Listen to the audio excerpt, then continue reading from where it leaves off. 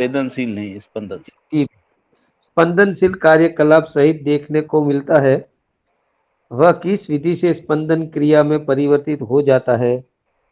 इस प्रश्न का उत्तर पाना भी मानव सहज अपेक्षा रही है। जबकि प्राण कोशिकाओं को खोल देने, तोड़ देने पर अणु उसके मूल में परमाणु होना पाया गया है।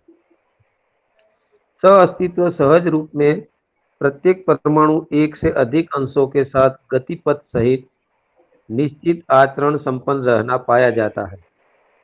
इसी गवाही से सह अस्तित्व में ही मात्रा, सह अस्तित्व में ही व्यवस्था यानी निश्चित आचरण और निश्चित रचना स्पष्ट हो जाती है। इन तीनों विधाओं को स्पष्ट करने के क्रम में ही श्रम, गति, परिणाम रूपी क्रिया को स्पष्ट करना देखा गया है। इस प्रकार परमाणु मूल मात्रा, अनेक परमाणुओं से एक अणु, अणु अपने में एक निश्चित मात्रा, एक से अधिक प्रजाति के अणु निश्चित अनुपात मात्रा सहित संयोग, वातावरणिक नैसर्गिक सह अस्तित्व सुलभता, ऊष्मा का अनुपात के फलस्वरूप में अणुओं का अपने अपने आचरण सर्वथा त्याग कर तीसरे आचरण के लिए सर्वथा तत्परता ही रासायनिक उर्मी के रूप में देखने को मिलता है। ऐसे अनेक रसायन द्रव्य भौतिक रूप में किसी भी धरती में संभावित होना सहज है। ऐसे धरती में से एक धरती यह भी है। ऐसे अनेक प्रकार के रसायन द्रव्यों से समृद्ध होने के उपरांत रासायनिक द्रव्यों का मिश्रण होना पाया जाता है, जैसे अम्ल और क्षार का मिश्रण। इसी प्रकार रसायन द्रव्य ठोस, तरल, वायु के रूप में वैभवित होना देखा गया है। इस ठोस स्वरूप ही प्राण कोशिकाओं के रूप में भी, प्राण कोशिका रूपी रचना के रूप में भी होना पाया जाता है। ऐसी प्राण कोशिकाओं में प्राण सूत्र स्थापित होना देखा गया है। ऐसे प्राण सूत्र सहित प्राण कोशिका रसायन द्रव्य में आप्लावित रहते हुए निश्चित ऊष्मा एवं दबाव सहित स्पंदनशील होना स्वाभाविक है। यही प्राण कोशिका का सार्थक रूप है। ऐसे प्राण कोशिका में निहित प्रत्येक प्राण सूत्र जब तक अपने जैसे ही एक एक प्राण सूत्र को बनाते हैं, अर्थात दोनों मिलकर पुनः दो प्राण सूत्र को निर्मित कर लेते हैं, तब तक यह एक कोशीय रचना के रूप में पहचाना जाता है। जब यही प्राण सूत्र अपने ही जैसे दो दो के दो जोड़े बना लेते हैं, तब द्विकोशीय रचना कहलाते हैं। प्राण सूत्र का रचना संपन्न होते ही उसके लिए आवश्यकीय कोशा समीचीन रहता ही है। यही रासायनिक उर्मी का मर्म और वैभव है। इसके आगे एक एक प्राण सूत्र अपने जैसे दूसरे सूत्र को बना लेते हैं और पुनः दो दो बना लेते हैं। इस विधि से बहुकोशीय रचना विधि स्थापित है। इस क्रम में एक प्रजाति एक की बार इसको फिर से पढ़ लीजिए, थोड़ा सा जी स्पष्ट हो जी जाए। भैया, आज मैं वो आपका शिविर का देख रहा था बाबा जी का, हाँ हाँ। उसमें भी यही बता रहे थे भैया। अच्छा।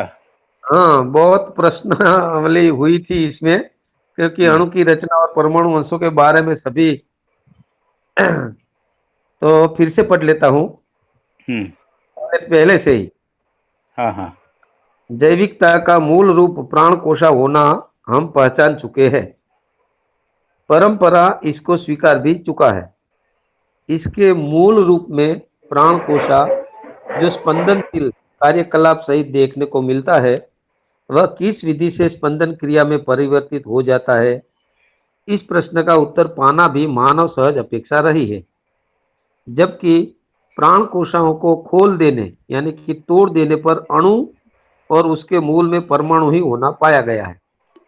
सह तो अस्तित्व साइंस में इसका उत्तर नहीं मिला है। जी हम्म हाँ, बाबा जी ने कहा था इसमें कि आवेशित किया बिना अणु को कैसे खोल सकते हैं। हम्म और जब विज्ञान आवेशित करके परमाणु को तोड़ते हैं तो जो दिखेगा वो आवेशित ही दिखेगा, ऐसा कहा था। हम्म। हाँ, जबकि प्राण कोशिकाओं को खोल देने यानी तोड़ देने पर अणु और उसके मूल में परमाणु ही होना पाया गया है। सह-अस्तित्व सहज रूप में प्रत्येक परमाणु एक से अधिक अंशों के साथ गतिपथ सहित निश्चित आचरण संपन्न रहना पाया जाता है। इसी गवाही से सह-अस्तित्व में ही मात्रा, सह-अस्तित्व में ही व्यवस्था यानी निश्चित आचरण और निश्चित रचना स्पष्ट हो जाती है। हम्म, इन तीनों विधाओं को स्पष्ट करने के क्रम में ही श्रम, गति, परिणाम रूपी क्रिया को स्पष्ट करना देखा गया है। हम्म, इस प्रकार परमाणु मूल यात्रा अनेक परमाणुओं से मात्रा एक अणु। हाँ, मात्रा यात्रा नहीं, मात्रा। मात्रा है, मात्रा बोला मैं। आपको हाँ यात्रा बोला था। जी, चलिए। हाँ सॉरी। हाँ इस प्रकार परमाणु मूल मात्रा। हाँ, मूल मात्रा अनेक परमाणुओं से एक अणु, अणु अपने में एक निश्चित मात्रा, एक से अधिक प्रजाति के अणु निश्चित अनुपात यानी मात्रा सहित संयोग, वातावरणिक नैसर्गिक सह अस्तित्व सुलभता, ऊष्मा का अनुपात के फलस्वरूप में अणुओं का अपने अपने आचरण सर्वथा त्याग कर तीसरे आचरण के लिए सर्वथा तत्परता ही रासायनिक उर्मी के रूप में देखने को मिलता है। इसमें बाबा जी ने पानी का बताया था वो हम्म, उदाहरण, जलने वाला और जलाने वाला से बिल हम्म, संयोग से पानी बनता है। हम्म, ऐसे अनेक रसायन द्रव्य भौतिक रूप में किसी भी धरती में संभावित होना सहज है। ऐसे धरती में से एक धरती यह भी है। ऐसे अनेक प्रकार के रसायन द्रव्यों से समृद्ध होने के उपरांत रासायनिक द्रव्यों का मिश्रण होना पाया जाता है, जैसे अम्ल और क्षार का मिश्रण। इसी प्रकार रसायन द्रव्य ठोस, तरल, वायु के रूप में वैभवित होना देखा गया है। ऐसा ठोस स्वरूप ही प्राण कोशाओं के रूप में भी, प्राण कोशा रूपी रचना के रूप में भी होना पाया जाता है। ऐसी प्राण कोशाओं में प्राण सूत्र स्थापित होना देखा गया है।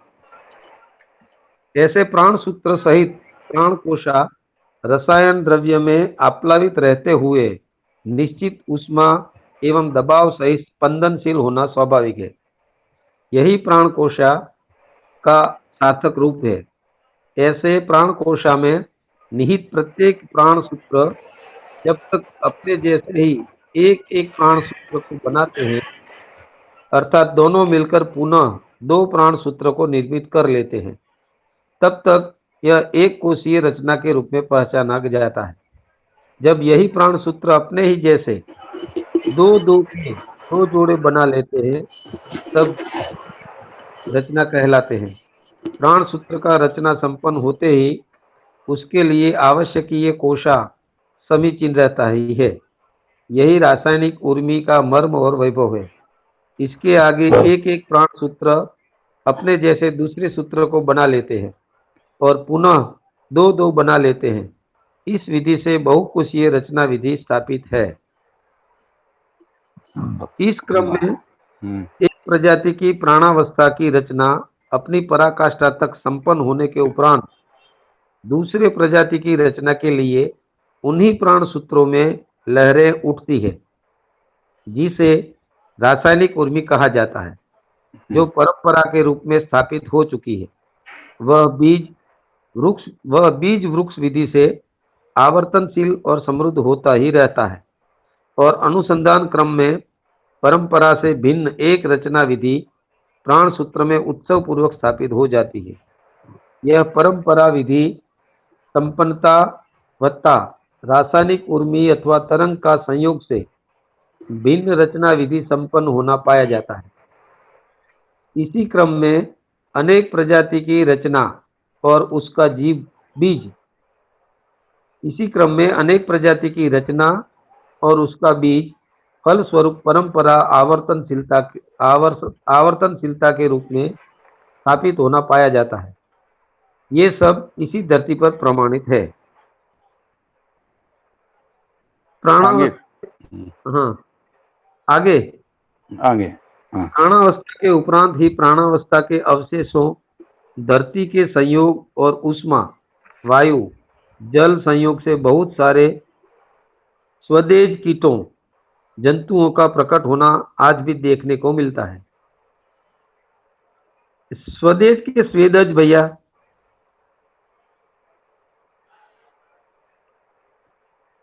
स्वेदा जी होना चाहिए, स्वेदा। हाँ, स्वेदज होना चाहिए ना।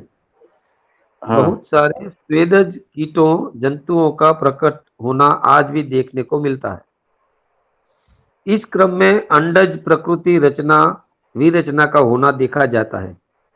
यही क्रम से प्राणावस्था के अवशेषों सहित पुनर्प्रक्रिया क्रम में स्वेदज प्रकृति और प्रक्रियाएं विपुलीकृत होना आज भी देखना संभव है। इनमें से कुछ अंडज विधि से अपनी परंपरा बनाना देखा जाता है।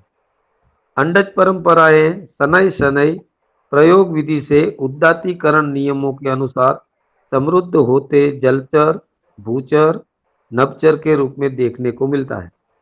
इनमें पराकाष्ठा की समृद्धि, अग्रिम अवस्था की समीचीनता, अनुकूल परिस्थितियों के आधार पर अंडज संसार से पिंडज संसार प्रकट होने की बात इस धरती पर घटित हो चुकी है। यह भी अपने अपने परंपरा के रूप में वंशानुसंगीय विधि से आज भी स्पष्ट है कि अंडज पिंडज संसार रचना क्रम में शरीर रचना के लिए आवश्यकीय सभी रासायनिक द्रव्य और भौतिक वस्तुएं सहज सुलभ होने के क्रम में मेधस रचना क्रम मेधस रचना क्रम शरीर रचना क्रम के साथ आरंभ होकर समृद्ध होना विकास क्रम में स्वाभाविक कार्य प्रणाली रही है।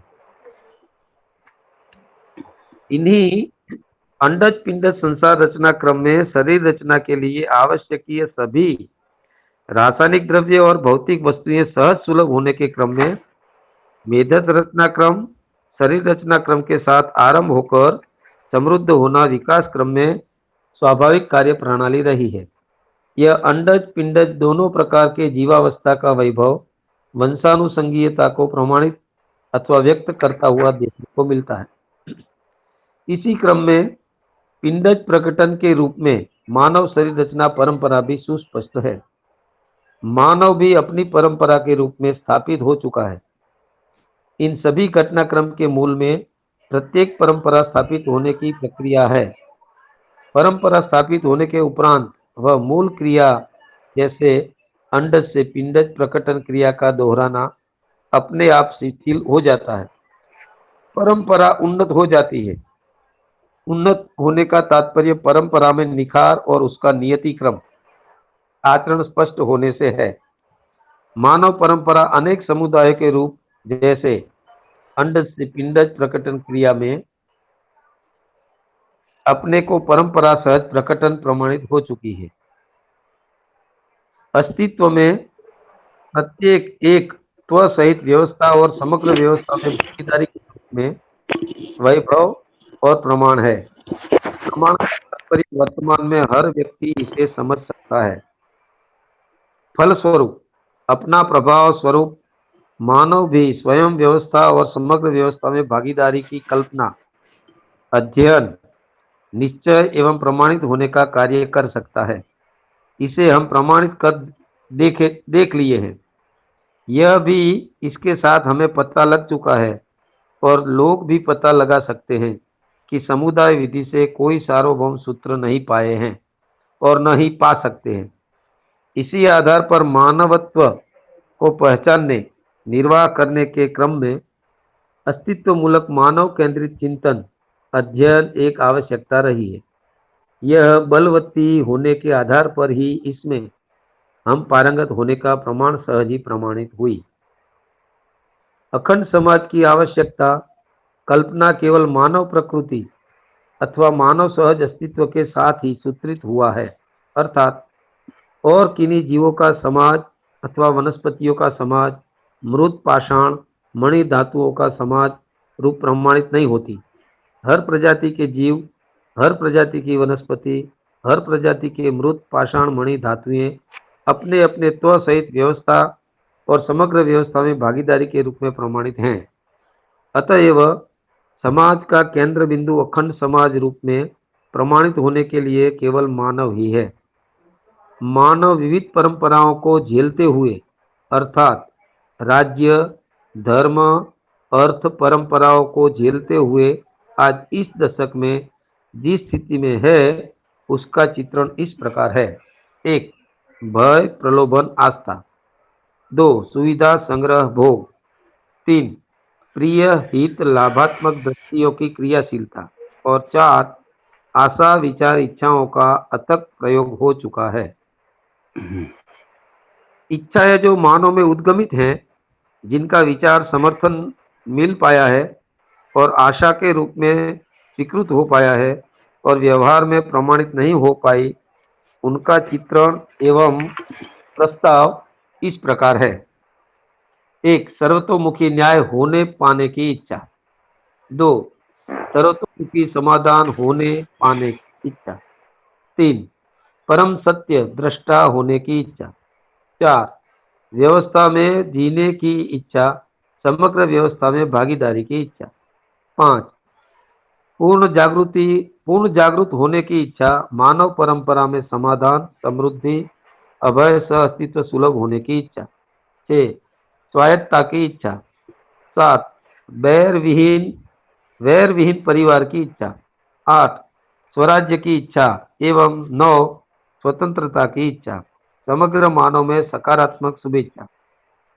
उक्त चित्रण से यह स्पष्ट हो जाता है कि हम मानव इस धरती पर जब से स्थापित गतित हैं, तब से अभी तक किस किस आशा, विचार, इच्छा, सहज बिंदुओं के संबंध में प्रमाणित हुए हैं, अर्थात करके देखे हैं, जिसका परिणाम अथवा फल की भी समीक्षा हो चुकी है। इसी क्रम में और इच्छाएं जो मानव परंपरा में व्यवहृत नहीं हो पाई है, उसका चित्रण भी स्पष्ट है। जिन जिन इच्छाओं को अभी तक हमने मानव परंपरा में चरितार्थ किया है, वह सब अखंड समाज सार्वभौम व्यवस्था के रूप में सुस्थित होना संभव नहीं हो पाया, क्योंकि अखंड समाज सार्वभौम व्यवस्था का वैभव रूप अथवा फल स्वरूप क्योंकि अखंड समाज सार्वभौम व्यवस्था का वैभव रूप अथवा फल स्वरूप समाधान, समृद्धि, अभय, सह अस्तित्व सर्व सुलभ होना सहज है। यह तभी संभव है जब जीवन ज्ञान जैसा परम ज्ञान, सह अस्तित्व दर्शन ज्ञान जैसा परम दर्शन और मानवतापूर्ण आचरण ज्ञान रूपी परम आचरण में पारंगत होने की स्थिति सहज सुलभ हो पाए। यही प्रस्ताव है। अभी तक नियम, नियंत्रण, संतुलन सहित व्यवहार में प्रमाणित नहीं हो पाए हैं। जीवन मूल्य प्रमाणित होने पर ही मानव मूल्य प्रमाणित होते हैं। जीवन मूल्य प्रमाणित होने पर ही मानव मूल्य प्रमाणित होते हैं।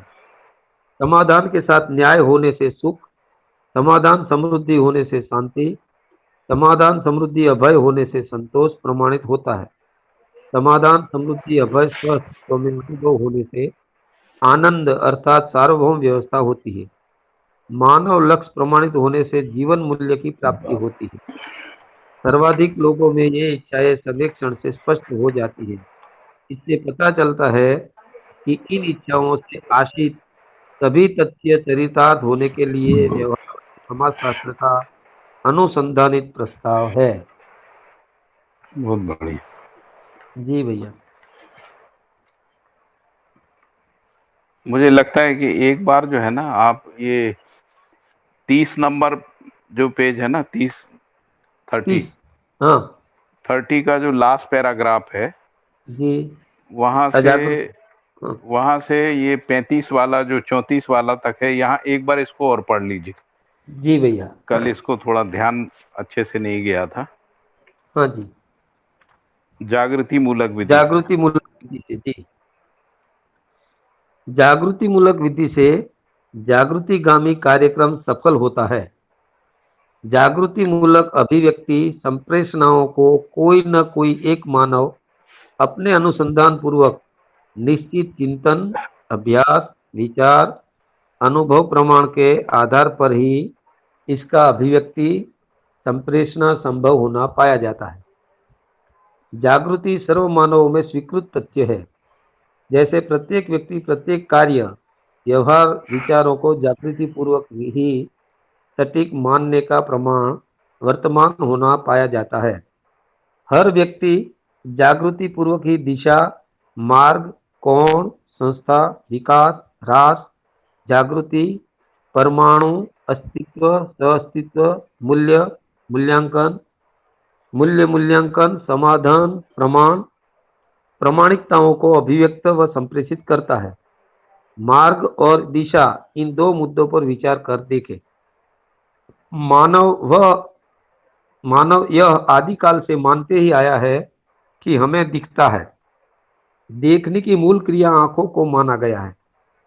आंखों में जैसा भी दिखता है वह हाथों से वैसा, हाथों के जैसा नाक से, नाक जैसा कान से, कानों से जैसा जीभ से न दिखकर हर वस्तु का विभिन्न आयाम उन उन ज्ञानेंद्रियों से पहचान में आता है। जैसे कि एक आंवले को आंखों से देखने से, जीभ से और हाथों से देखने पर विभिन्न आयाम दिखती है। गंध से भी भिन्न आयाम दिखाई पड़ती है। आंखों से केवल आकार आयतन, घन में से आकार आयतन का कुछ अंश समाती है और चीजें आंखों में आती है। इन आंखों से देखी हुई एक मार्ग को देखने पर भी मार्ग का चौड़ाई, कुछ दूरी तक लंबाई आंखों से आता है। कहाँ तक मार्ग गया है वहां तक आंखों से दिखाई आता नहीं है। जहां तक आदमी को जाना है वहां तक मार्ग है, यह तथ्य समझ में आता है। यह भी मानव सोचकर देखा है। स्मृति के आधार पर यह सब समझकर जो आंखों में नहीं आता है वह सब सुना हुआ है। आदमी से सुनकर स्मृतियों के रूप में क्या चीज पाया यह सोचा गया। उनमें बहुत दिन तक यह मानते रहे सिर में कोई चीज है, वहां स्मृतियां रहती है। अंततो गत्वा बुद्धिजीवी और तकनीकी मानव ने सिर को भी खोल कर देख लिया। वहां भी शरीर के अंग अवयव की रचना में भागीदारी किया हुआ वस्तु और द्रव्य ही दिखाई पड़ी। इसी के साथ सूक्ष्मतर नस जालों के रूप में बिछी देखा गया। पहले से पता लगाए हुए मांसपेशियां भाग में था ही। आंख, कान, नाक, गल तंत्र और सिर भाग में बनी हुई ये मेधस तंत्र और मेधस तंत्र से जुड़ी हुई विधियों को अध्ययन किया जा चुका है। इसी के साथ हृदय तंत्र, फुफ्फुस तंत्र, वृक्क, यकृत तंत्रों को और मलाशय, गर्भाशय, मूत्राशय व अग्नाशय, पक्वाशय, पित्ताशय सभी प्रकार के रस ग्रंथियों को, गल ग्रंथियों को, स्वर ग्रंथियों और तंत्रों को, चर्म, रस, वसा, हड्डी, रक्त, पुष्टि और कोशिकाओं में निहित प्राण सूत्रों, उसमें समाहित रचना विधि संकेतों तक अध्ययन करने का प्रयास मानव ने किया है। इसका अंतिम प्रक्रिया और मूल प्रक्रिया को इस प्रकार देखा गया है कि रासायनिक द्रव्यों, प्राण कोशिकाओं और रचना सूत्र संपन्नता के आधार पर संपूर्ण रासायनिक रचनाएं और विरचनाएं संपन्न होता हुआ देखने को मिलता है। इसी से प्रत्येक मानव शरीर रचनाएं गर्भाशय या गर्भाशय सदृश वातावरण में रचित होता हुआ देखा गया। ऐसा शरीर रचना का स्वरूप ऊपर संक्षिप्त रूप में बताया गया। रासायनिक भौतिक योग संयोग के रूप में संपूर्ण मानव शरीर, जीवों का शरीर और प्राणावस्था के संपूर्ण प्रकार, अन्न वनस्पतियों का रचना विरचना अध्ययन गम्य हो चुकी है। इन अध्ययनों में पूर्णता, परिपक्वता और समग्रता के साथ अंतर संबंध और बाह्य संबंध, प्रयोजन और निष्कर्षों को पाने के लिए प्रयास चल ही रहा है। ऐसे प्रयास विविध देश काल में संपन्न होता हुआ आया है। यह मानव परंपरा में विदित लक्ष्य है। शरीर रचना संबंधी तथ्यों के साथ साथ जितने भी मानव अपने में जीव प्रकृति अथवा जीव चेतना के साथ निर्णय लिए गए वह सब अधूरा अथवा संदिग्ध अथवा निराधार, अवैधता को वैध मानने वाला होना देखा गया। जैसा रचना के अनुरूप चेतना कार्य करने के आधार पर अर्थात शरीर वंशानुसंगीय विधि से कार्य करने की विधि पर विश्वास किए अथवा मान लिए, हर दिन, हर क्षण, हर पल मानव का निरीक्षण, परीक्षण, सर्वेक्षण विधियों के चलते इसके निराधारता स्पष्ट होता आया। जैसा रचना क्रम में मेधस तंत्र एक अद्भुत बहुप्रक्रिया, बहुनस जाल तंत्र, पावन और सुरक्षा विधि से निर्मित रचित रहते हुए उसमें स्मृति क्षेत्र को पता लगाते निराधारता की स्थली में हम होना पाते हैं।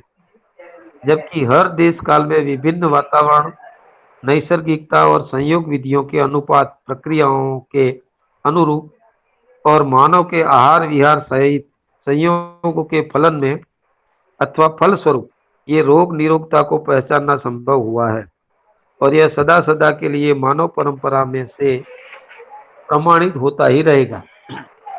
इस प्रकार मानव शरीर का अध्ययन और जीव शरीर का अध्ययन से वंश का स्वरूप स्पष्ट होता है।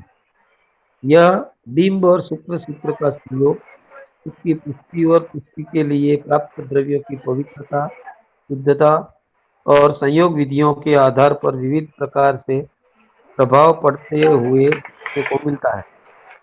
इन्हीं आधारों पर एक ही माता पिता से संभवित प्रमाणित प्रस्तुत संतानों में विविधताएं होना पाया गया।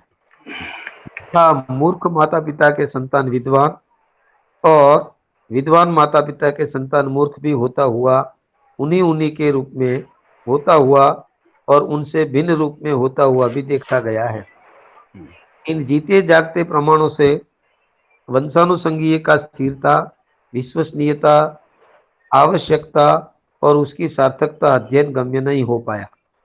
इन इच्छाओं के प्रति विश्वास भी किया एवं अथक प्रयास किया, ऐसे अपेक्षित संतुलन बिंदुओं को पाया नहीं है। इसकी गवाही यही है, मात्रा का स्थिर बिंदु मानव आज तक पाया नहीं। इसका कारण परमाणु वंश में मूल मात्रा यानी स्थिर मात्रा को खोजने गए, जबकि अस्तित्व सहज सह-अस्तित्व में अथवा सह-अस्तित्व रूपी प्रमाण रूप में किसी न किसी परमाणु में और उस परमाणु सहज व्यवस्था में भागीदारी के रूप में कार्यरत रहता हुआ प्रत्येक अंश देखा गया है। इसलिए मूल मात्रा का स्वरूप परमाणु है, न कि परमाणु अंश। बहुत बड़ी। जी भैया। अभी इसमें और चर्चा क्या करना है?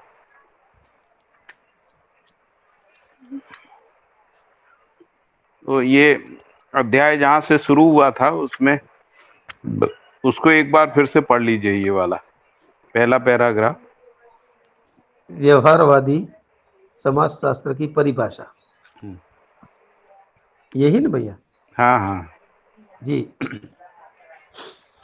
व्यवहारवादी समाजशास्त्र की परिभाषा वर्तमान में विश्वास मौलिक अधिकार पूर्ण विधि से मानव के साथ पहचाना गया।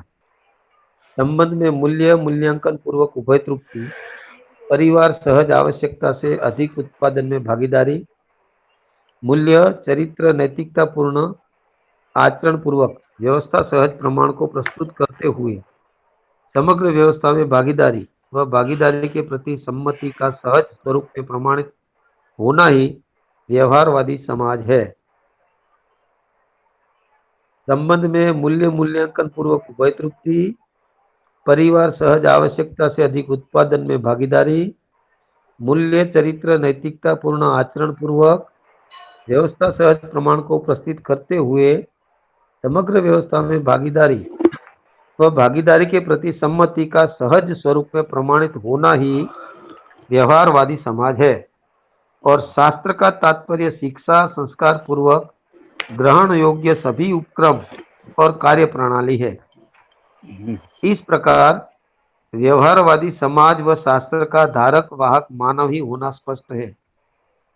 तो समाज और शास्त्र दोनों को परिभाषित बाबा जी ने किया। शास्त्र यानी प्रणाली रीति, ऐसा बताया बाबा जी ने। जी भैया। हाँ ठीक है, ठीक है ना। विश्वास का तात्पर्य वर्तमान में सर्वतोमुखी समाधान और उसकी निरंतरता से है। सर्वतोमुखी समाधान का तात्पर्य अस्तित्व मूलक मानव केंद्रित चिंतन, यानी अस्तित्व में मानव स्वयं अपने अविभाज्यता को दृष्टापद प्रतिष्ठा रूपी महिमा सहित वर्तमान में होने की स्वीकृति और उसमें दृढ़ता और अस्तित्व ही सह अस्तित्व में ही विकास क्रम विकास, जागृति क्रम जागृति, रासायनिक भौतिक रचना विरचना सहज प्रमाणों की स्वीकृति सहित प्रमाणीकरण क्रिया संपन्नता से है। समाज शब्द का अर्थ भी उक्त स्पष्ट परिभाषा और उसके आशयों को पुष्ट करता है। यथा पूर्णता के अर्थ में किया गया यत्न सहित गति है। यत्न का तात्पर्य जिस रूप में समाधान और उसकी निरंतरता प्रमाणित होता है। व्यवहार में यत्न को प्रयत्न शब्द का दिया जाता है। प्रयत्न का तात्पर्य प्रज्ञा सहित यत्न से है। प्रज्ञा का तात्पर्य फल परिणामों को भले प्रकार से अथवा संपूर्ण प्रकार से जानते हुए, मानते हुए, पहचानते हुए निर्वाह करने की क्रियाकलापों से है। प्रज्ञा का तात्पर्य फल परिणामों को भले प्रकार से अथवा संपूर्ण प्रकार से जानते हुए, मानते हुए, पहचानते हुए निर्वाह करने की क्रियाकलापों से है। तो यहाँ भैया कौन सा फल और परिणाम समझना? ये जिसको अपन बोध कह रहे हैं ना, हाँ जी, रितंबरा कह रहे हैं और प्रज्ञा कह रहे हैं, तीन तीन शब्दों का उपयोग आया है। हाँ तो बोध जो है वो जीवन में होने वाला क्रिया है, जी, और रितंबरा जो है ना बोध की शक्ति है जो प्रमाणित होने के अर्थ में है। जी, और प्रज्ञा जो है वो प्रमाण के रूप में है, जो बुद्धि की शक्ति प्रमाणित होती है उस अर्थ में। जी, जी, प्रमाण में ही फल परिणाम की बात आती है। जी, जी, तो ये जी, तीन तीन शब्दों का उपयोग है अपने इसमें। हम्म, एक है जिसको बोध कह रहे हैं, बोध का मतलब है सत्य की स्वीकृति होना, है ना। जी, जो हमने जाना है उसको मान लिया है, और अब जान के जो मान लिया है उसको प्रमाणित करने के लिए जो शक्ति है उसका नाम रितंभरा है। जी, और जब वो प्रमाणित हो जाता है, यानी पहचानने निर्वाह करने में आ जाता है, तब वो प्रज्ञा है। जी भैया। समाज की इसीलिए लिखा है परिभाषा कि संपूर्ण प्रकार से जानते हुए, मानते हुए, पहचानते हुए निर्वाह करने का क्रियाकलाप, क्रियाकलापों से है। जी, वो प्रज्ञा हो गई, है ना। समाज की परिभाषा स्वयं जिन जिन तथ्यों को परंपरा में प्रमाणित करने को इंगित करता है, इसे सार्थक बनाने के कार्यक्रमों को सामाजिक कार्यक्रम कहेंगे। हम्म क्योंकि हर व्यक्ति समाज परिभाषा का प्रमाण होना एक सर्व स्वीकृति तथ्य है। यह भी इसमें मूल्यवान अथवा आवश्यकीय स्वीकृत है कि मानव ही अखंड समाज और सार्वभौम व्यवस्था का धारक वाहक होने योग्य इकाई है।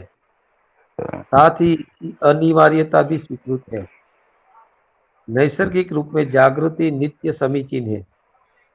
जागृति वर्तमान में ही प्रमाणित होती है।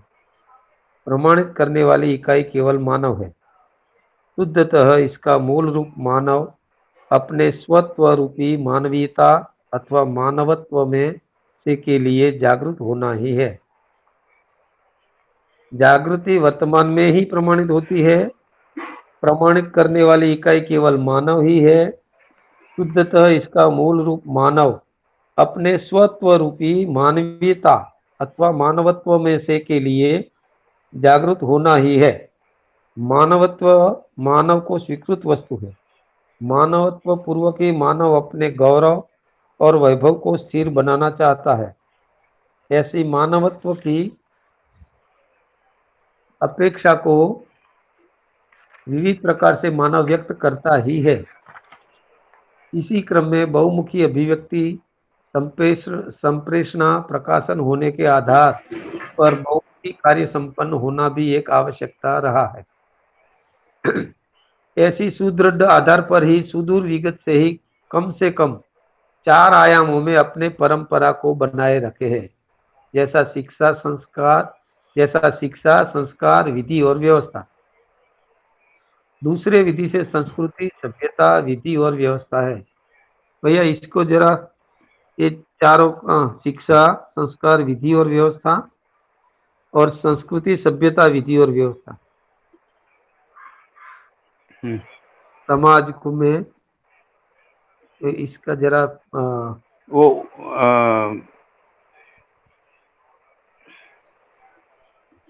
अजीत जी जो है बोल रहे थे कि जो शिक्षा है वो संस्कृति से जुड़ता है और संस्कार सभ्यता से जुड़ता है, ऐसा।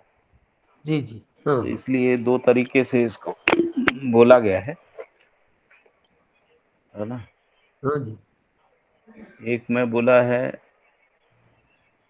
शिक्षा संस्कार विधि व्यवस्था, और दूसरे में बोला है सभ्यता संस्कृति विधि व्यवस्था, है ना। दोनों का अर्थ एक ही है। जी जी। शिक्षा का और संस्कृति इसको और अगर आप ऐसे देखें तो जो विचार आयाम है हाँ।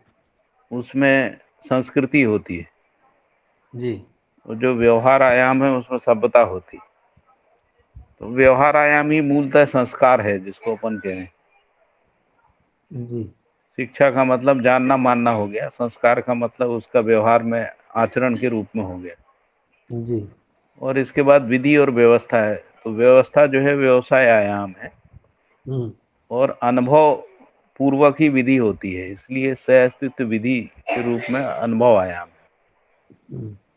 तो सहअस्तित्व रूपी विधि, तो इसलिए शिक्षा संस्कार विधि व्यवस्था या संस्कृति सभ्यता विधि व्यवस्था, जी इसी को अपन अनुभव विचार व्यवहार और व्यवसाय इन चार आयामों में पहचानते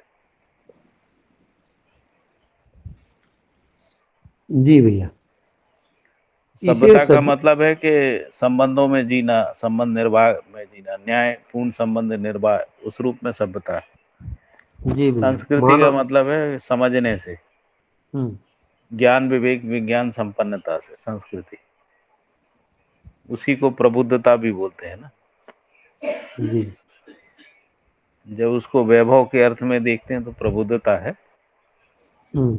है ना। क्रियाकलाप के अर्थ में संस्कृति है,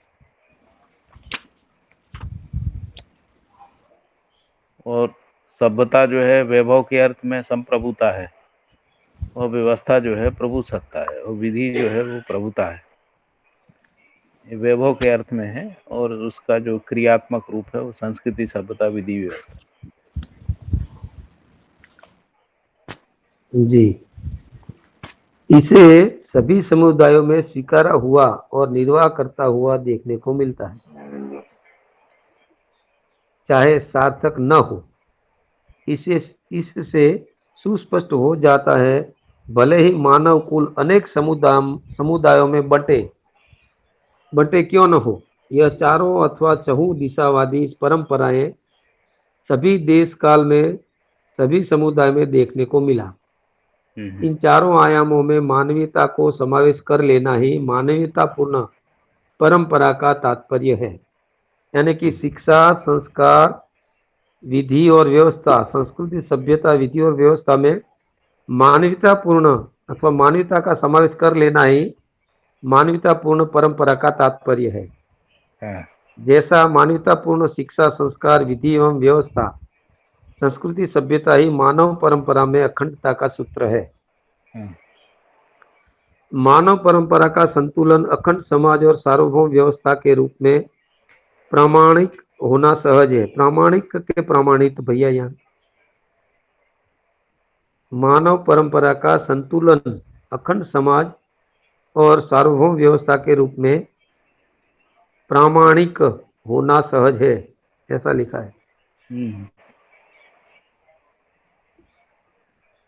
प्रामाणिक और प्रामाणिक शब्द दोनों यूज होते हैं, मुझे इनका अंतर पता नहीं दोनों का, जी भैया। ले पर्यायवाची जैसे ही लगते हैं मुझे। प्रमाणित करना और प्रामाणिक होना, मुझे लगता है शायद एक व्यक्ति में है और एक क्रिया के रूप में। हाँ, प्रामाणिक के पीछे करना प्रामाणिक होना होता है और प्रामाणिक करना होता है। हाँ। तो प्रामाणिक व्यक्ति होता है। होने होने रहने का ही भेद होगा, मेरे को लगता है इसमें। जी भैया। हाँ। योगेश भाई कुछ पता है आपको? योगेश उपाध्याय, हाँ भैया, कुछ मुझे ऐसा अंतर लगता इसमें? है। हाँ जी, है ना। प्रमाणिक मतलब जो है कर्ता की बात लग रही है, हम्म। और प्रमाणित मतलब प्रमाण की बात दिख रही है, हाँ प्रमाण के वही, रूप में, है ना। वो होने रहने के अर्थ में ही हुआ है ना। हाँ, प्रमाणित मतलब प्रमाण, और प्रमाणिक मतलब जो है कोई करता है, प्रमाणित जैसे अपन प्रमाणित करने। किसी को बोलते हैं कि ये प्रामाणिक व्यक्ति है, हम्म। प्रामाणिक व्यक्ति है ना, होने के अर्थ में हुआ। हाँ जी और भैया। कोई कहता है कि इसको इन्होंने प्रमाणित किया, मतलब हाँ जी वो करने कर्म के रूप में। बिल्कुल बिल्कुल। जी भैया। भैया आप जो प्रामाणिक शब्द की बात कर रहे हो ना, हमारे गुजराती में भी एक प्रामाणिक शब्द है भैया, हाँ अच्छा। और उसको हम लोग ऑनेस्ट आदमी जो है ना, उसका, हाँ जी उसको हम भैया, लोग प्रामाणिक कहते हैं कि ये बहुत प्रामाणिक आदमी है, हम्म मतलब नॉन ऑनेस्ट करप्टेड। आदमी है, नॉन करप्टेड है जी ना। भैया। और हाँ हिंदी में जो प्रामाणिक है, मतलब जो है प्रमाण पूर्वक जी रहा है, प्रमाण दे रहा है ना। वो जी जैसा व्यक्त हो रहा है, संप्रेषित मतलब अपने जो है विचारों और भाषा में उसका जो है वैसा ही उसका जीना है, उसके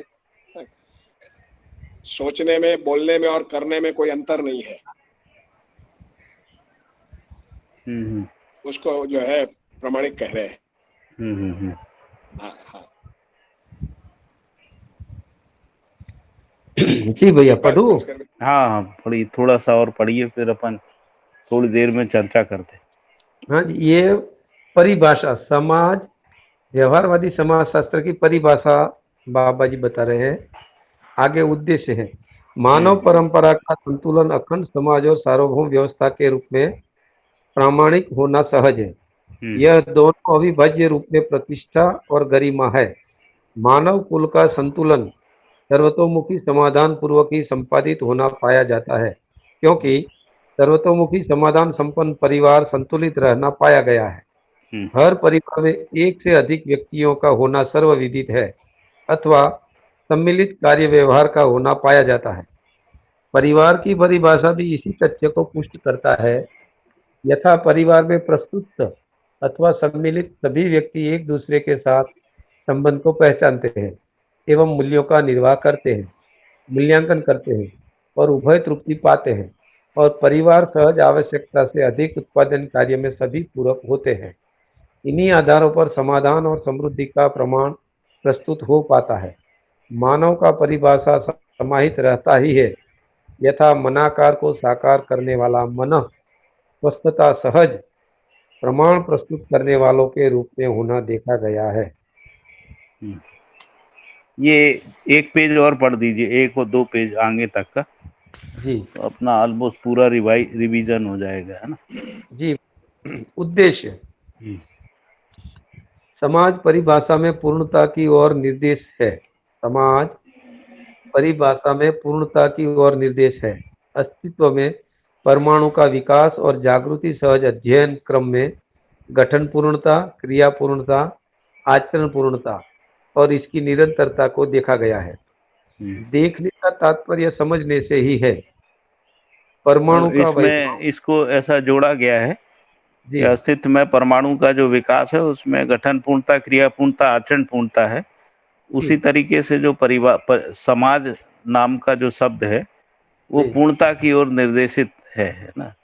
हाँ जी पूर्णता के अर्थ में है समाज, जो अर्थ है। संप्रदाय अपूर्णता है, इसलिए समुदाय या संप्रदाय जो है वो अपूर्णता के अर्थ में जागृति क्रम में है, और समाज पूर्णता के अर्थ में। जी और अस्तित्व में जो पूर्णता है वो परमाणु में ही है, जो गठन पूर्णता, क्रिया पूर्णता, आचरण पूर्णता है। जी। तो इसलिए जो समाज शब्द है वो क्रिया पूर्णता, आचरण पूर्णता के अर्थ में ही होगा, है ना। हम्म।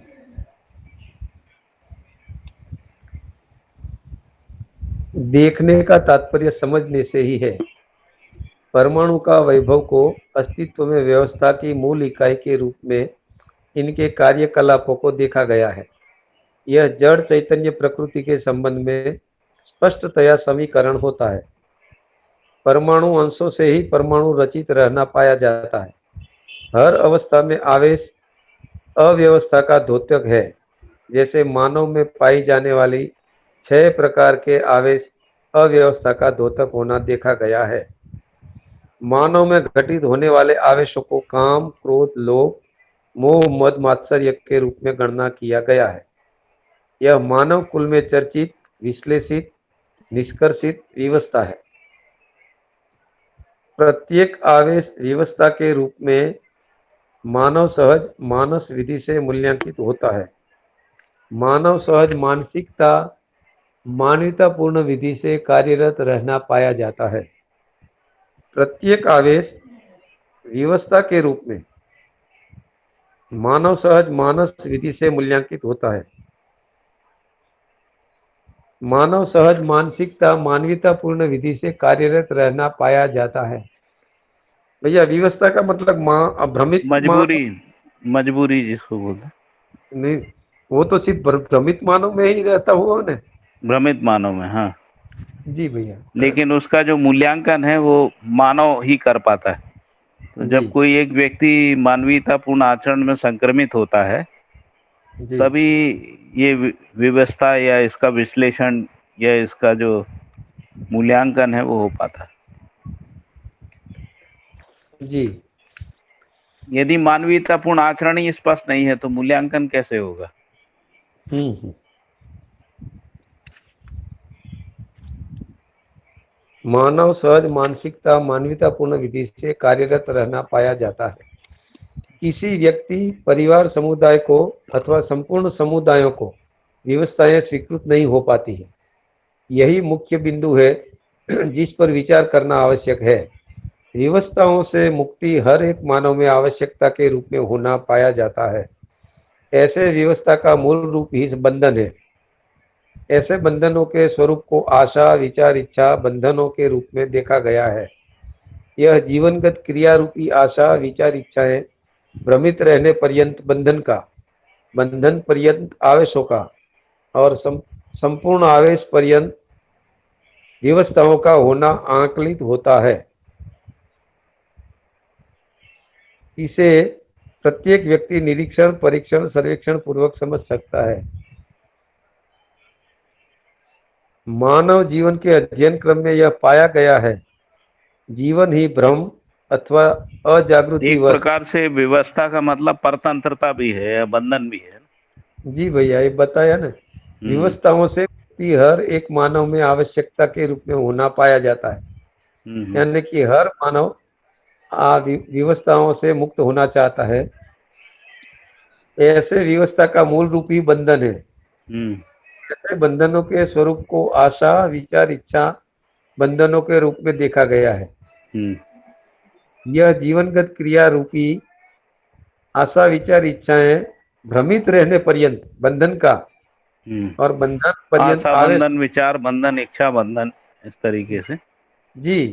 भ्रमित रहने पर्यंत बंधन, हाँ बंधन, और बंधन पर्यंत आवेश का और आवेश पर्यंत जो है व्यवस्थाओं का होना आकलित होता है।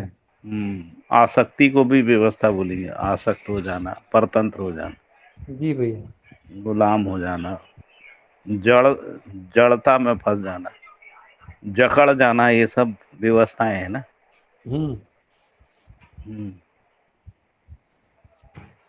तो मानव जीवन के अध्ययन क्रम में यह पाया गया है, जीवन ही भ्रम अथवा अजागृति वश किए जाने वाले क्रियाकलाप भ्रम के रूप में बंधन को और जागृति पूर्णता पूर्वक बंधन से मुक्ति को अनुभव करना एक सहज क्रिया है। इस प्रकार जीवन जागृति ही बंधन मुक्ति का स्वरूप होना, कार्य होना, व्यवहार होना, व्यवस्था और आचरण होना पाया गया है। जीवन जागृति ही बंधन मुक्ति का स्वरूप होना, कार्य होना, व्यवहार होना, व्यवस्था और आचरण होना पाया गया है। जी भैया, बहुत बढ़िया। जीवन ही भ्रम अथवा अजागृति वश किए जाने वाले क्रियाकलाप भ्रम के रूप में बंधन को और जागृति पूर्णता पूर्वक बंधन से मुक्ति को अनुभव करना एक सहज क्रिया है। और इस प्रकार जीवन जागृति ही बंधन मुक्ति का स्वरूप होना, कार्य होना, व्यवहार होना और व्यवस्था होना और आचरण होना पाया गया है। जागृति मूलक विधि से जागृतिगामी कार्यक्रम सफल होता है। जागृति मूलक अभिव्यक्ति संप्रेषणाओं को कोई न कोई एक मानव अपने अनुसंधान पूर्वक निश्चित चिंतन अभ्यास विचार अनुभव प्रमाण के आधार पर ही इसका अभिव्यक्ति संप्रेषणा संभव होना पाया जाता है। ये पढ़ लिया था अपन ने। हाँ। तो मुझे लगता है कि ये अध्याय पूरा हो गया। हम्म। अब कल अपन जीवन ज्ञान की ओर संकेत इसको पढ़ेंगे, है ना। जी। इसमें कोई चर्चा करना है तो कर सकते हैं। अजीत भाई बताएंगे। अजीत भाई थोड़ा सिस्टमेटिकली करते हैं। हम्म।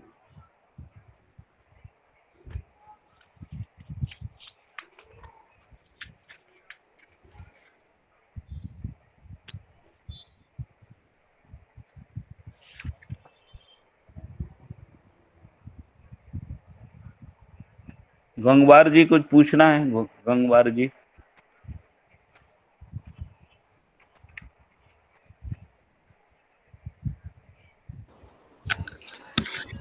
हेलो हाँ भैया हरिहर। हरिहर हरिहर, मैंने कहा कि कुछ स्पष्ट हो गया ना कि। नहीं नहीं, बहुत स्पष्ट होता है जितनी बार उसको सुनते हैं। हाँ हर एक हाँ लाइन कुछ क्लियरिटी दिखती है। जी जी जी। हाँ, जैसे अभी व्यवस्था की बात का आप कह रहे थे, हाँ हाँ हाँ तो व्यवस्था का मतलब मैं जो नहीं करना चाहता हूँ वो होता रहता है। हाँ, वो करना पड़ा। वो करना मानव जो पड़ता है, चाहता नहीं वो करना पड़े, वही व्यवस्था है। वही व्यवस्था है। और ऐसा आदमी विवश हो गया है, उससे बाहर निकल भी नहीं पाता। हम्म। तो काफी बढ़िया क्लियरिटी होती है। जी जी। और बताइए आप कैसे हैं? बस हम बढ़िया हैं। तो आज हम्म। रोज ही कुछ न कुछ सुन लेते हैं आपको। नहीं, चलता रहता है, ये अध्ययन चल रहा है। आज वो शिक्षा वाला जो था हाँ। उसको भी सुना था, अच्छा। नागपुर वाले में। हाँ हाँ, ठीक था वो। नहीं, काफी बढ़िया था। और काफी क्लैरिटी के साथ उन्होंने रखा था सब लोगों ने। हम्म। और ये कहा था कि जो वातावरण जिसको कह रहे हैं ना, वो मानव का आचरण ही वातावरण है। हाँ। जब तक वो नहीं ठीक होगा तब तक शिक्षा में कुछ नहीं पहुंचेगा। नहीं, वो दो प्रकार के वातावरण की बात आई है, हाँ इसी अध्याय में भी आई है ना। हाँ हाँ प्राकृतिक वातावरण और वैकृतिक हाँ। वैकृतिक वातावरण। मैं किसी बात हूँ। तो वैकृतिक वातावरण जो है ना, वो जिसको अपन व्यवस्था बोलते हैं, शिक्षा संस्कार न्याय सुरक्षा। हाँ, उसी की तो बात कर रहे हैं। ये जो व्यक्ति में आचरण की बात नहीं कर रहे हो, वैकृत वातावरण का मतलब ये नहीं है कि आदमी के एक आदमी के आचरण की एक बात। आदमी की नहीं, पूरा वातावरण। तो पूरा वातावरण तभी ठीक होता है जब शिक्षा संस्कार हाँ व्यवस्था स्थापित होती समाज में। वातावरण तो उसी से बनेगा ना, हाँ, एक एक व्यक्ति से वातावरण नहीं एक बने। आदमी से थोड़ी बनता है, एक का तो काम ही नहीं। हाँ। ठीक बात। चलिए तो बढ़िया पढ़े। जो पांचों व्यवस्थात्मक कार्यक्रम जब स्थापित होती हैं तब वातावरण बनता है। हाँ, तभी वातावरण बनता है। तो उस वातावरण में जागृति प्रमाणित होना सहज हो जाता है। अभी क्योंकि वातावरण का अभाव है, इसलिए हाँ, दबाव है, बहुत प्रेशर में है। दबाव। तो प्रेशर। तो ये वाला जो अध्याय है वो भी यही कह रहा है कि जो समुदाय के रूप में हम लोग जो अभी तक जीते आए हैं,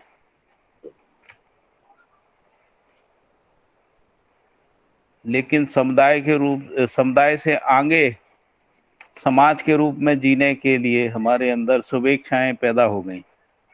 हाँ तो यहाँ पर पेज 38 में लिखा है, जो पहला पैराग्राफ है उसके अंत में, मानव परंपरा अनेक समुदाय के रूप में, हाँ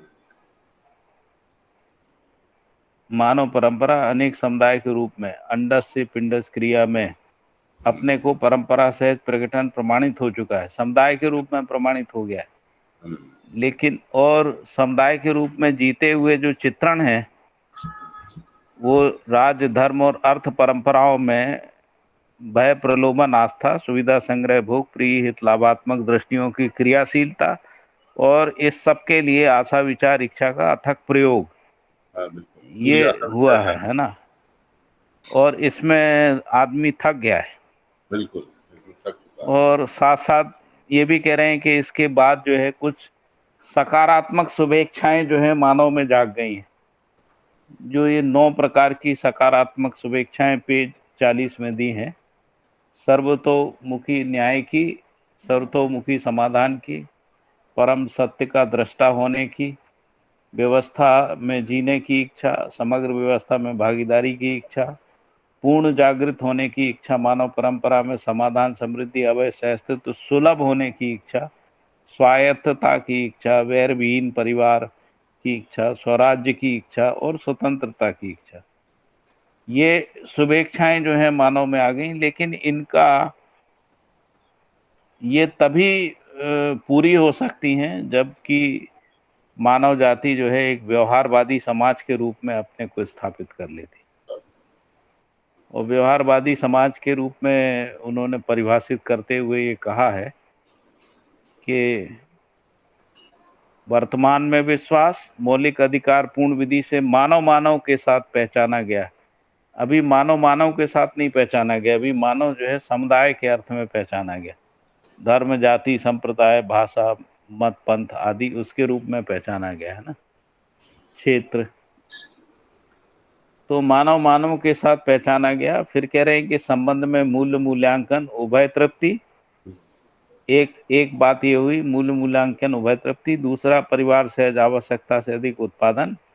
और तीसरा, मूल्य चरित नैतिकता पूर्ण आचरण। और चौथा, व्यवस्था सहज प्रमाण को प्रस्तुत करते हुए समग्र व्यवस्था में भागीदारी और भागीदारी के प्रति सम्मति का सहज स्वरूप प्रमाणित होना ही व्यवहारवादी। मतलब ऐसी भागीदारी करना और भागीदारी के प्रति सम्मति भी रखना, तब व्यवहारवादी समाज, जिसको अपन व्यवहारवादी समाज कहेंगे। और ये जो व्यवहारवादी समाज है, इसका जो उद्देश्य है वो समाधान, समृद्धि, अभय, सहस्थिति है।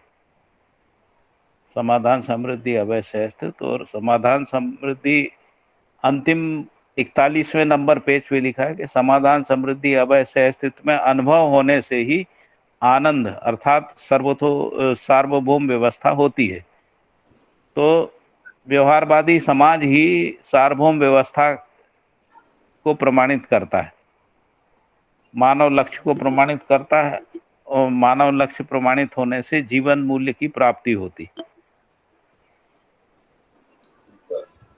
तो इस तरीके से व्यवहारवादी समाज और उसके उद्देश्य को यहाँ स्पष्ट किया।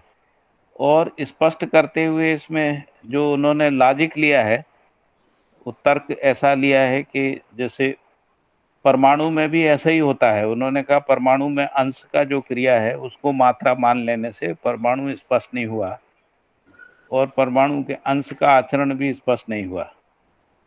तो इसलिए उन्होंने कहा कि परमाणु का जो अंश है वो किसी न किसी परमाणु के अंदर ही मिलता है, यानी व्यवस्था में भागीदारी के अर्थ में ही अंश का पाया जाना होता है ना। और इसीलिए फिर उन्होंने कहा कि मूल जो मात्रा है वो परमाणु होना सिद्ध होता है, क्योंकि उसी में आचरण स्पष्ट होता है, परमाणु का आचरण जिसको कहें। तो इस तरीके से हर जो अवस्थाएं हैं वो अपने त्वासहित व्यवस्था के रूप में ही प्रमाणित होती हैं। तो वैसे ही जो मानव है अपने त्वासहित व्यवस्था में ही प्रमाणित होगा। तो मानव का जो त्वा है वो व्यवहारवादी समाज है। बिल्कुल। मानव का जो त्वा है वो व्यक्ति नहीं है, मानव का जो त्वा है वो समुदाय नहीं है। तो मानव का त्वा जो है वो व्यवहारवादी समाज है, जिसको अखंड समाज भी कह रहे हैं। तो अखंड समाज ही व्यवस्था में भागीदारी कर पाता है। व्यक्ति और समुदाय जो है व्यवस्था में भागीदारी कर नहीं पाता है, या जो व्यवस्था में भागीदारी करता है उसमें अपेक्षित फल परिणाम नहीं आते, और उसमें मानवीयतापूर्ण आचरण का प्रमाण नहीं आता है। फिर उन्होंने कहा प्राण कोशा में भी ऐसा ही है। प्राण कोशाएं भी जो हैं वो इसी तरीके से काम करती हैं।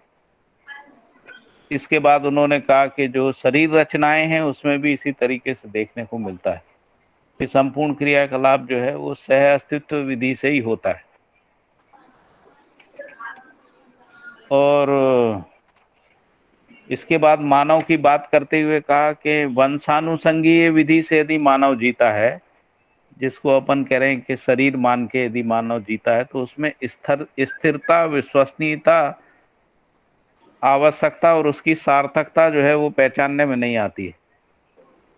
तो यदि ये पहचानने में स्थिरता यानी मानव के आचरण की स्थिरता, उसके आचरण की स्थिरता के साथ ही विश्वसनीयता और जो आवश्यकता है वो स्पष्ट नहीं होती और सार्थकता भी स्पष्ट नहीं होती है ना।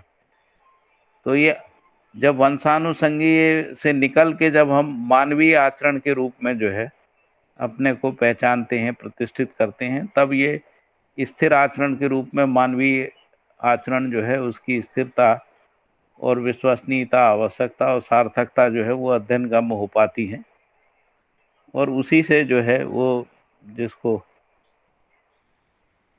हम कह रहे हैं कि व्यवहारवादी समाजशास्त्र जो है होता है।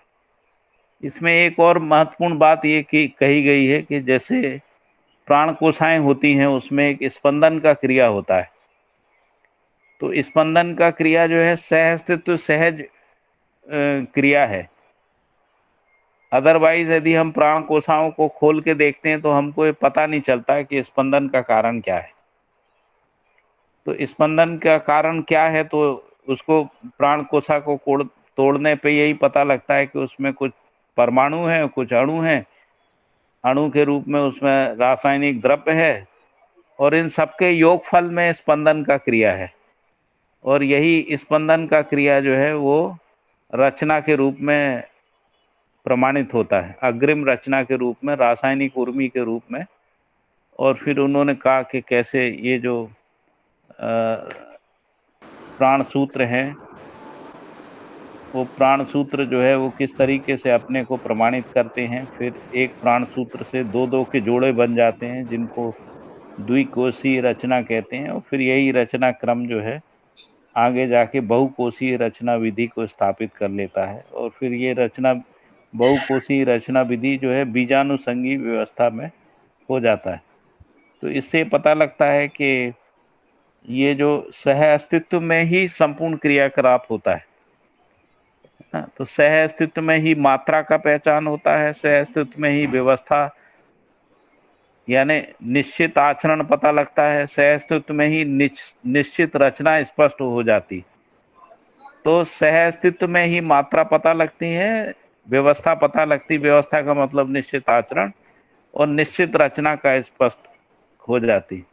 तो इन तीनों विधाओं को स्पष्ट करने के क्रम में ही श्रम गति परिणाम रूपी क्रिया को स्पष्ट करना देखा गया है।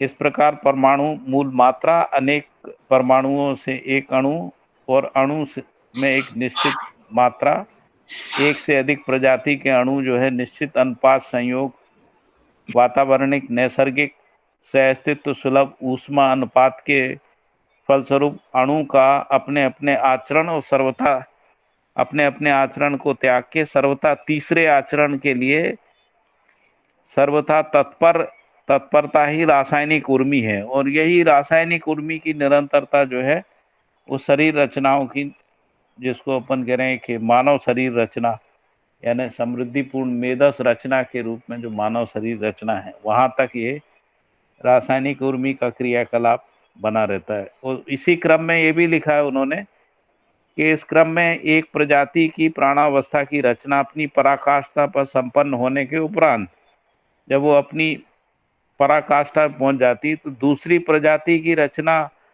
के लिए उन्हीं प्राण सूत्रों में लहरें उठती हैं। जैसे प्राण कोशाओं में स्पंदन का क्रिया होता है, उसी तरीके से ये जो रासायनिक उर्मियाँ हैं उसमें उनके प्राण सूत्रों में लहरें उठती हैं और जिसे रासायनिक उर्मी कहते हैं, जो परंपरा के रूप में स्थापित हो जाती हैं। और यही बीज वृक्ष विधि से आवर्तनशील और समृद्धि होता ही रहता है।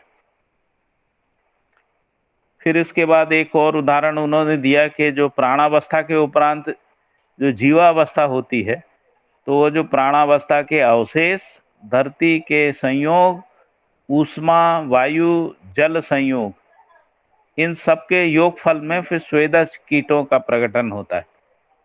और फिर ये जो धीरे धीरे इसी क्रम में अंडज प्रकृति रचना विरचना का होना देखा जाता है। और फिर यही प्राणावस्था के अवशेष पुनः जो है पुनर्प्रक्रिया क्रम में स्वेदज प्रकृति और प्रक्रियाएं विपुलीकरण होना आज भी देखा जाता है।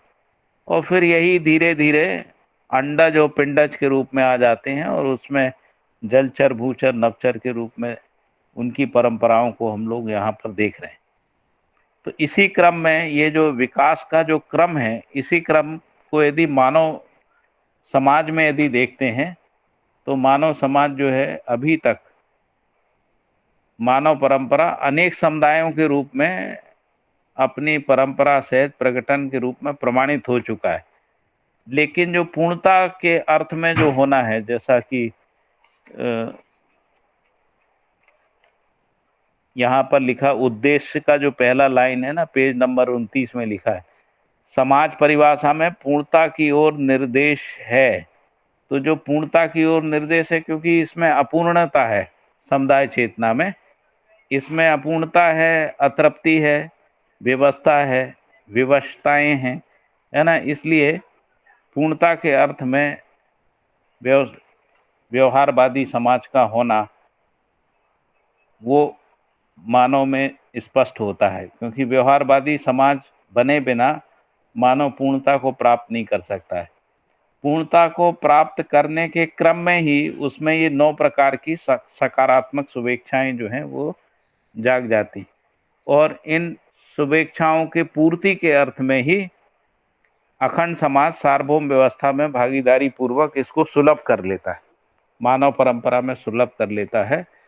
उसी सुलभ करने के क्रम में ही समाधान, समृद्धि, अभय, सहअस्तित्व का प्रमाण आता है। तो इस तरीके से व्यवहारवादी समाज और उसका उद्देश्य जो है इस अध्याय में स्पष्ट किया गया। ठीक है गंगवार जी? बहुत बढ़िया है।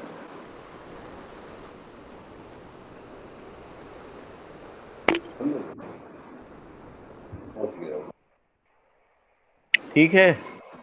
हाँ बहुत बढ़िया भैया। हाँ दीदी, पूर्णिमा दीदी।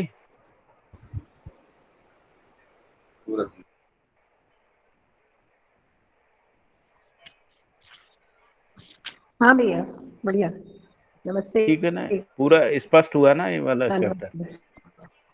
भास्कर भाई। हाँ भैया थोड़ा काम आ गया। जी भैया। पूरा स्पष्ट हो गया? आपने तो पूरा पढ़ डाला चैप्टर शुरू से आगे। जी भैया, वो परंपरा स्थापित हो जाने। हाँ है ना, मेरा तो कार्यक्रम यही रहता है दिन भर। और पद्मा बहन, आपको स्पष्ट हुआ? कल आपने आधा चैप्टर पढ़ा था पूरा।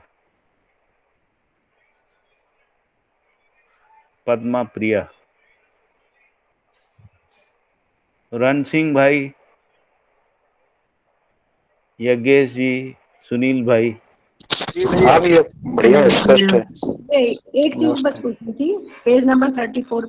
जी जी ये लिखा ना जी। यह डिंब और शुक्र सूत्र का संयोग, उसकी पुष्टि, मतलब जो एम्ब्रियो बनता है उसकी पुष्टि, संयोग होने हाँ, के हाँ। बाद बनेगा, है ना।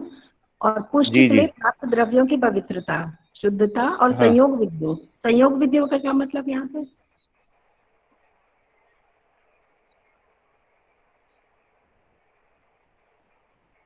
मतलब आप तो समझते ही होंगे ना इसमें कि जो इसमें संयोग विधि से ही होता है, क्योंकि ये जो डिंब और शुक्र होते हैं ये असंख्य संख्याओं में होते हैं, मतलब करोड़ों की संख्या में होते हैं। उनमें से कोई संयोग विधि से कोई एक जो है ना, उसमें से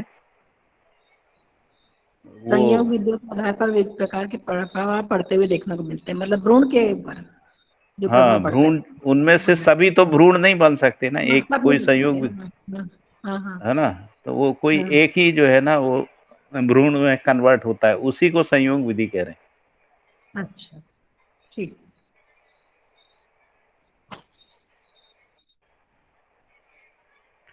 यानी सब हो नहीं सकते हैं, नहीं तो कैसे हो जाएगा ना। कई बार किसी किसी के 2-3 हो जाते हैं, तो उसमें एक हाँ साथ हाँ 2 या 3 हैं, 10-11 तक भी हुए हैं ना। हाँ। कई लोगों के ऐसे पढ़ने मिलता है 6, 7, 8, 9, 10 तक कैसे आईवीएफ वाली हैं। स्टैच्यू बेबी वाले में? हाँ हाँ, अच्छा उसमें ज्यादा नेचुरल, उसमें भी मैंने सुना है 4, 5, 6 तक तो सुने। हाँ, हाँ हाँ, तो कुछ संयोग विधि है ना उसमें। अच्छा, संयोग विधि वो है। ठीक है। मुझे इतने ही समझता है, बाकी आप थोड़ा ज्यादा समझा सकते। अस्तित्व में जो रासायनिक क्रियाकलाप है ना, वो भी संयोग विधि से ही चलता है। रासायनिक द्रव्य भी आपस में संयोग विधि से ही मिलके, जी। और ये जो संयोग विधि है वो सह अस्तित्व सहज प्रमाण के अर्थ में गतिशीलता है। जैसे अम्ल क्षार बन जाते हैं, फिर अम्ल क्षार आपस में मिलके जो है आगे की रचनाएं बनाते हैं, जिनको अपन प्रोटीन हार्मोन्स बोल रहे हैं ना। और फिर प्रोटीन हार्मोन्स भी संयोग विधि से प्राण कोशिकाओं में बदलते हैं, तो संयोग विधि लगी रहती। और ये जो संयोग है वो सह अस्तित्व सहज संयोगी है। जी। तो उसमें संयोग का में ये है कि एक निश्चित अनुपात में ही होता है जो भी हो। जैसे पानी बनने की क्रिया एक निश्चित अनुपात में ही हुई इस पृथ्वी पे, यदि फिर आगे का क्रियाकलाप नहीं होता। तो एक निश्चित अनुपात में या एक निश्चित संयोग में ही होता है ना।